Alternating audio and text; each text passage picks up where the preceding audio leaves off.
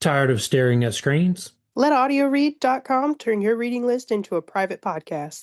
With just 2 clicks, convert articles, PDFs, emails, or any text into audio you can stream in Apple Podcast, Spotify, or YouTube Podcast.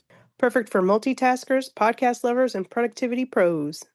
Use the web app, browser extension, iOS shortcut, or Android PWA to listen anywhere. No installation required. Highlight, upload, or forward content, and Audio Read does the rest. audioread.com, or find the link in the show notes.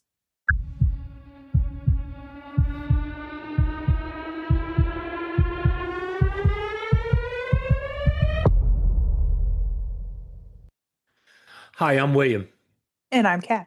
and that makes this a dash of info. Little things you want to know. I've been thinking when we do dashes, I should say, Hi, I'm Will, and you should say, Hi, I'm Kat, and then we just do it. So today we're going to be doing Olga of Kiev on this dash of info. First of all, who was Olga?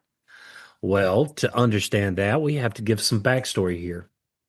Olga of Kiev was married to Igor of Kiev, the ruler of Kievan Rus. Olga of Kiev didn't just marry a ruler. She became one of the most legendary figures in Kievan Rus history. Igor of Kiev met a particularly brutal end in 945 CE at the hands of the Drevlians, a Slavic tribe under Kievan Rus's rule. A grand prince of Kievan Rus, Igor was responsible for collecting tribute from various tribes under his rule, including the Drevlians.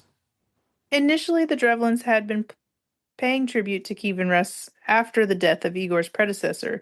They stopped and began governing themselves more independently.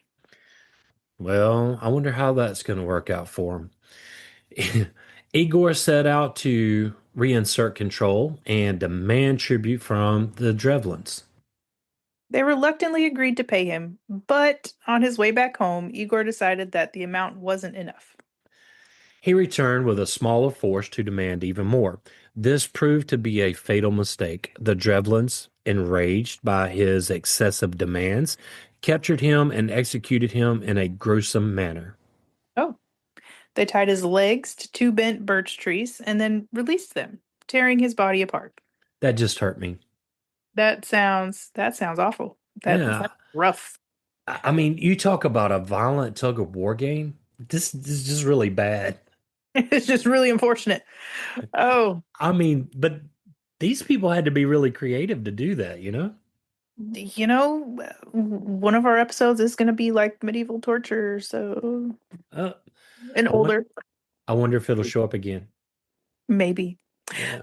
The Drevlians clearly had some creative ideas about execution, but let's just say this particular method wasn't going to catch on as a party trick. Gruesome. Absolutely. I just can't even imagine. That's on par with the draw and quartering. Oh man, yes. I don't know which one would be worse. Well, I think the trees would at least be faster. Yeah, I think so. So this, I can't even get past it. Like I just see the guy just being ripped apart. Like I Oof. don't know. So this brutal act set the stage for one of the most legendary revenge stories in history. Olga of Kiev, Igor's wife, would go on to unleash a series of calculated and ruthless retaliations against the Drevlians. And this is where the story of Olga of Kiev begins. So Olga of Kiev wasn't just angry. She was out for cold, calculated revenge, and she made sure the Drevlians never forgot it. After they brutally executed her husband, they had the audacity to send messengers to her court proposing that she marry their leader, Prince Mal. Of course. They believed they had won, assuming Olga would bow to them, but she played them like a master strategist, as she should. Yep. So when the envoys arrived, she welcomed them with deceptive grace and told them they deserved the highest honor for bringing such an offer. She insisted they stay in their boats until they could be formally escorted to the city. And before we get into how that goes, Kat, I say we should take a quick break. Yes. We'll be right back. We're back. Except instead of an honored welcome, her soldiers dug a massive trench beneath them. Then, with swift precision, they dumped the entire delegation into it and buried them alive. According to historical accounts, Olga personally oversaw the burial of the Drevlians' messengers. Ah, man, I mean, that's cold there. There's some rulers that would, order it, but they wouldn't be there to watch it. Right, I can right. just see her standing over it going, "Remember what you did to Igor?" I remember what you did last summer. Um, as they were being dumped into the trench and buried alive, she reportedly asked them whether they found the honor to their taste. That's some next level sarcasm. Imagine being buried alive and hearing your executioner mock you while standing above. The Mm. righteous justice of the time sometimes. Olga wasn't just ruthless. She had a flair for dramatic revenge. Oh, and if you think that's enough vengeance for one day, Olga was just getting started. After burying the Drevlin envoys alive, she sent word to their leader, Prince Maul, saying she accepted his marriage proposal. But first, she requested he send his best men to escort her to their capital, Iskorsten, so she could be properly honored. Thinking they had won, the Drevlins sent their most distinguished nobles to accompany her. When they arrived, Olga invited them to bathe in her bathhouse before the celebrations. Except there was no celebration. As soon as the nobles entered the bathhouse, Olga's men locked the doors and set the entire building on fire, burning them alive. Dang. Now, now, if we're keeping count, that's two waves of Drevlin messengers wiped out, and Olga still wasn't satisfied. Again, she's just getting started. Olga rode to Iskorostan with her army marching in disciplined silence. She sent word ahead, declaring that before she could fully accept Prince Maul's proposal, she must first honor her fallen husband with a grand funeral feast. The Drevlins, still blindly convinced they had broken her, welcomed her with open arms. They prepared a magnificent banquet, tables overflowing with food and drink, believing they were witnessing the dawn of a new alliance. But as the night wore on, as the wine flowed freely and the laughter grew louder, the air shifted. The celebration swelled to its peak, and that's when Olga struck again. At her silent command, her warriors rose as one with their blades drawn.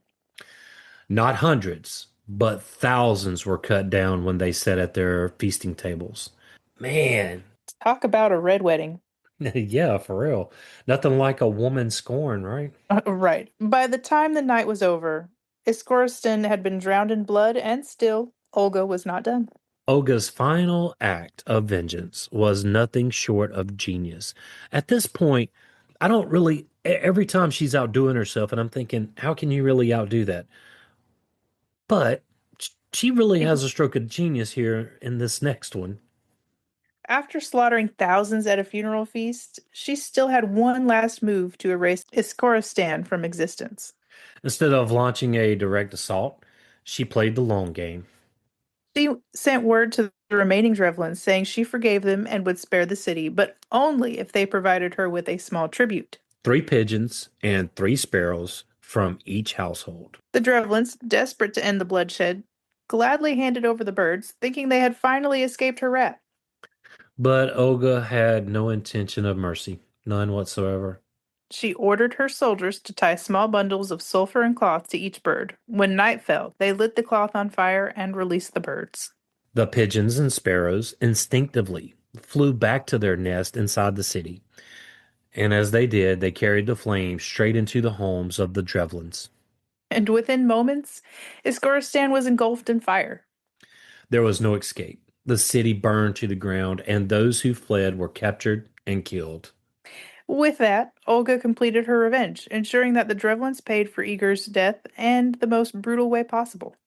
And yet, despite her merciless tactics, she would later become one of the first rulers of Kievan Rus to convert to Christianity and was eventually canonized as a saint. Olga's transformation from ruthless warrior to saint is one of history's most fascinating twists. After obliterating the Drevlians, she turned her focus towards something far greater. Faith. She traveled to Constantinople, the heart of the Byzantine Empire, where she was deeply moved by Christian teachings. She was baptized by Patriarch Polyeucus, taking the name Helena, and the Byzantine Emperor Constantine VII himself became her godfather. But Olga wasn't just a convert. She became a fierce advocate for Christianity in Kievan Rus. She built churches, encouraged ministry work, and even tried to convert her son. Though he refused, he didn't stop others from following her lead.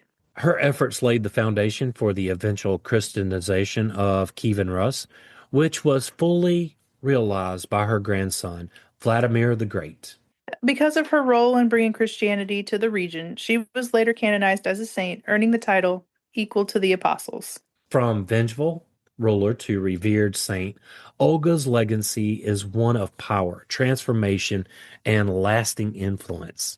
I don't know, man. From what she did to be a saint, she was pretty ruthless. I mean, you kind of had to be in that time, though, because nobody else was going to have any mercy on you either, especially as a woman. I get it, because if she had a let up on the Drevlians, they probably would have just came and eventually took her out. So I guess she just made a point to all those surrounding communities too. Hey, you want to do this to me? This is what's Don't going to happen to you. don't do the FIFO method or whatever. Anyway, that's all I've got. That was pretty good. If you would like to support this podcast, Click the Patreon links in the show notes. William and I want to thank you for listening. Yes, thank you. Join the Facebook group at Info on the Go Share with us your show ideas. or ask us a question. Subscribe and follow us wherever you get your podcast. Send us a text using the link in the show notes or leave a review. And leaving reviews helps others find us in a sea of podcasts. You can email us at, Info on the Go podcast at gmail.com. and yes, that is all one word. Till next time. Stay curious.